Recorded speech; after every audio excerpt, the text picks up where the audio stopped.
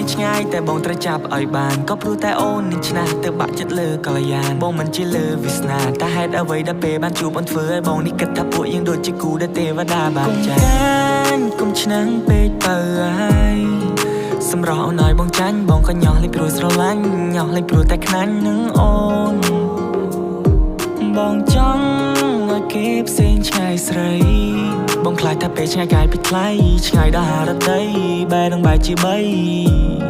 ហើយក៏បងត្រូវសោកទោះបីអូនឆ្នះបន្តិច and that the way she flex ហើយពេលដែលអូននឹងខឹងបែរដូងមក trying to fix and that the way you are អូនខុសពីគេទៅលើសម្រស់ហើយថែមទាំងចរិយាមកអូនមួយក្រឡងហើយឲ្យអូនពាក់ធ្លាក់ស្មា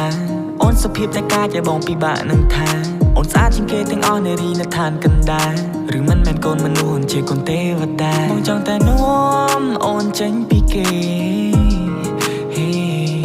តែត្រៃមកខាងនៃផែនដីដែលមានតែបងនិងមានមេសាស្នេហ៍នៅកន្លែងដែលគ្មានអ្នកណារកឃើញទេឈ្មោះអញ្ចឹងនៅក្នុងបេះដូងมึงដូចជាពេជ្របងខ្លាចថាលែងមានថ្ងៃរះហើយមានតែថ្ងៃលេចបងខ្លាចថាមានរឿងកើតឡើងធ្វើឲ្យបេះដូងយើងក្រិចបងខ្លាចថាពេលវេលាមើលថែអូនអស់កតាបកិច្ច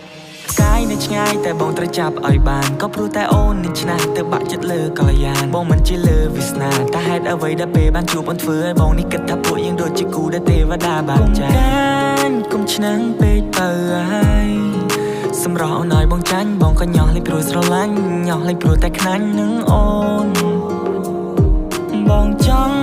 ឲ្យគេផ្សេងឆ្ងាយស្រីបងខ្លាចថាពេលឆ្ងាយកាយពីថ្លៃឆ្ងាយដល់ហារតីបែរនឹងបែរជាបីហើយក៏បងត្រូវសោកកុំឆ្នាំងពេកទៅហើយសម្រស់អូនឲ្យបងចាញ់បងក៏ញោះលេងព្រោះស្រឡាញ់ញោះលេងព្រោះតែខ្នាញ់នឹងអូនបងចង់ឲ្យគេផ្សេងឆ្ងាយស្រីបងខ្លាចថាពេលឆ្ងាយកាយពីថ្លៃឆ្ងាយដល់ហារតីបែរនឹងបែរជាបីហើយក៏បងត្រូវសោកកាយ